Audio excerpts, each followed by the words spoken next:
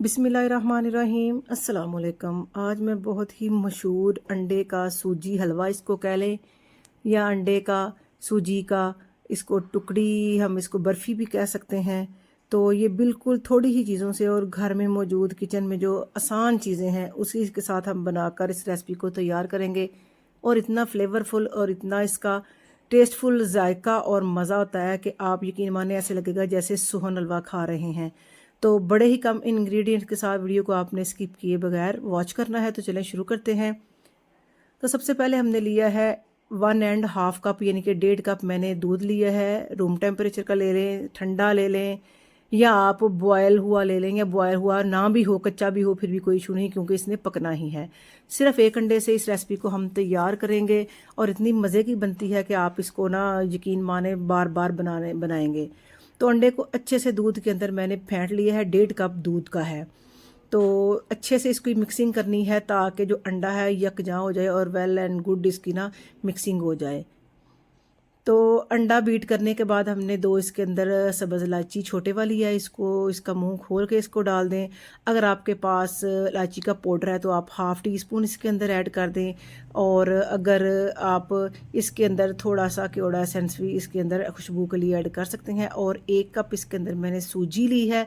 सूजी को अच्छे से साफ़ करके और आपने इसको छान के तो फिर इस्तेमाल करना है और थोड़ी थोड़ी इसके अंदर ऐड करके इसका एक मिक्सचर हम तैयार कर लेंगे। और इसको हम ना अच्छे से मिक्स कर लेंगे ताकि सूजी को जो दूध है ना अच्छे से अब्जॉर्ब कर ले। और थोड़ा सा मैंने हाफ़ टी स्पून इसके अंदर वनीला एसेंस का डाला है। अगर आपके पास केवड़ा एसेंस हो तो आप वो ऐड कीजिएगा ताकि अंडे की जो ख़ास स्मेल है वो दूर हो जाए।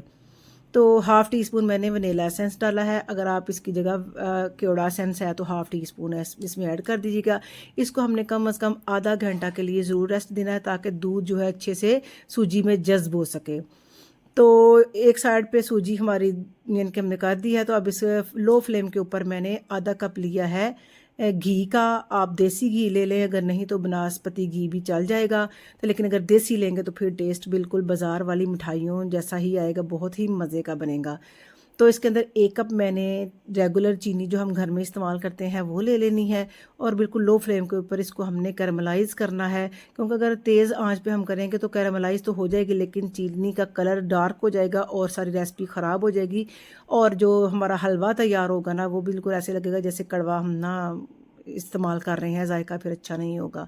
तो कोशिश कीजिएगा कि बिल्कुल लो फ्लेम के ऊपर इसको मेल्ट करें। थोड़ा टाइम लगता है, 5 से 10 मिनट लग सकते हैं। तो लेकिन ये कैरामलाइज़ अच्छे से हो जाती है। जूँ ही ये देखें कैरामलाइज़ हो गए, इसके पार्टिकल तमाम जो हैं वो ख़त्म हो गए हैं चीनी के।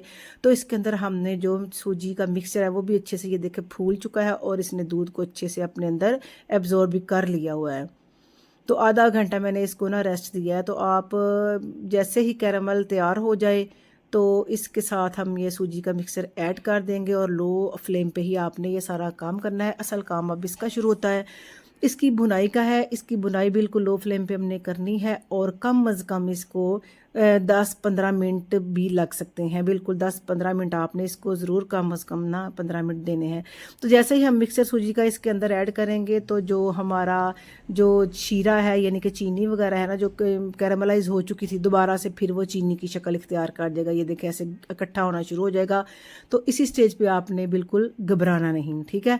तो ये आपकी रेसिपी बिल्कुल ख़राब नहीं होगी, ये ऐसे ही होगा। और जैसे जैसे इसको हीट मिलती जाएगी ये खुद ही ना पिघलना स्टार्ट हो जाएगा और फिर दोबारा से कैरमल की जो जो सूरत है उसी फॉर्म में जो आ जाएगा। तो आहिस्ता इसको आप मिक्स करते जाएं। आपने कंटिन्यू चम्मच को हिलाना है, चम्मच को आपने छोड़ना नहीं। जहाँ पर ही आपने चम्मच को छोड़ दिया तो ये जलना स्टार्ट हो जाएगा, क्योंकि ये देखें सारी इसमें ना दूध और जो चीनी और जो घी है अच्छे से वो जज्ब हो चुका है। तो बिल्कुल अभी ये पका नहीं, इसको मैंने कहा 15 मिनट कम अज़ कम आपने लो फ्लेम के ऊपर इनके आपने पकाना है ताकि सूजी में अच्छी सी खुशबू आ जाए और इसका कच्चापन जो है वो दूर हो जाए। तो ये देखें बिल्कुल दानेदार इसका टुकड़ी हलवा हम बनाएंगे। तो सूजी को ऐसे जब हम दूध के अंदर डिप करके फिर इसके अंदर ऐड करेंगे ना तो खुद ही से ये दाने बनने स्टार्ट हो जाएंगे, लदा लदा जैसे सोनल के दाने होते हैं ना, इसी तरह। तो मुसलसल आपने इसको ना भूनते जाना है और साथ साथ ऐसे मैश भी करते जाएं ताकि ये गुठलियाँ जो मोटे मोटे वाली हैं ना ये ना बिल्कुल प्रेस हो जाएं। बस दाना इसका हमें चाहिए। तो वीडियो को अगर आप इधर देख के आ ही गए हैं, अगर आपको वीडियो थोड़ी सी अच्छी भी लगे तो आपने वीडियो को ज़रूर लाइक करना है, और अगर चैनल पर नए हैं तो चैनल को प्लीज़ आप ज़रूर सब्सक्राइब किया करें। इसके कोई चार्जेस वगैरह नहीं होते, ये आपका प्यार और मोहब्बत है और हमें एक दूसरे को सपोर्ट करना चाहिए। तो आप इसी स्टेज पे ये देखें अच्छे से 15 मिनट मैंने इसको भून लिया और अच्छे से सूजी की खुशबू आना स्टार्ट हो गई है।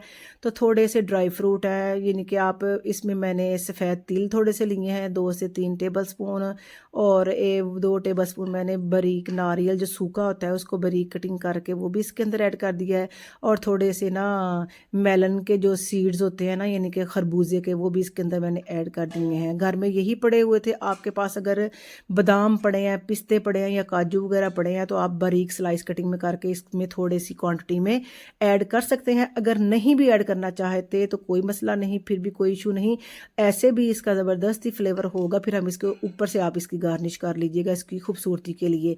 तो आप वैसे भी इसको खा सकते हैं ड्राई फ्रूट के बगैर, लेकिन हमने थोड़ा दिखाना होता है तो इसलिए फिर इसके ऊपर ना ये लगाना ज़रा ज़रूरी होता है कि खूबसूरती इसकी अच्छे से आ जाए। तो तमाम इसके अंदर वो सीड्स वगैरह भी मैंने मिक्स कर लिया है, और 1 से 2 मिनट इसकी फिर मैंने भुनाई कर ली है। लो फ्लेम में ही करना है आपने, ये याद रखना है। और कोई भी घर की प्लेट ले लें आप, कोई डिश ले लें, इसको ना अच्छे से थोड़ा सा ऑयल के साथ ग्रीस कर लें। तो अच्छे से स्पैचुले की मदद से आपने इसको अच्छे से दबा के थोड़ा सेट करना है। तो ये अब तो काफ़ी ज़्यादा ठंड है, और ऊपर से मैंने फिर नारियल का जो सूखा नारियल होता है ना गोले वाला, उसको बारीक कटिंग करके ऊपर लगा दिया है। अगर आपके पास बादाम हो या पिस्ता काजू हो तो वो भी बारीक करके आप उसके ऊपर अच्छे से लगा के थोड़ा प्रेस कर दें ताकि ये ठंडा होने के बाद ऊपर अच्छे से सेट हो जाए। तो बहुत ही मज़ेदार सा ये हमारा हलवा तैयार हुआ है। 1 घंटा मैंने इसको रूम टेम्परेचर के ऊपर ही रखा है, क्योंकि सर्दी अब काफ़ी ज़्यादा हो गई है। अगर आपको थोड़ी जल्दी हो तो आप इसको फ्रिज में भी रख सकते हैं कटिंग करने के लिए। तो बड़े आसानी के साथ बड़े अच्छे से ये सेट हुआ है, और कटिंग ये देखें बड़े आसानी के साथ हो रही है। बिल्कुल ऐसे लगेगा जैसे हम सोन हलवा खा रहे हैं, और मुंह में घुल जाने वाला इस सूजी का और अंडे का टुकड़ी हलवा, दानेदार हलवा ज़बरदस्त सा हमने घर में चंद मौजूद चीज़ों से ही तैयार कर लिया है। तो उम्मीद करती हूँ आज की रेसिपी आपको पसंद आएगी। रेसिपी अच्छी लगे वीडियो को लाइक कमेंट और शेयर भी ज़रूर किया करें। आप कमेंट बिल्कुल भी नहीं करते, आपने कमेंट भी बड़े अच्छे अच्छे करने हैं। तो इंशाल्लाह मिलते हैं फिर एक नई रेसिपी के साथ। अल्लाह हाफिज़।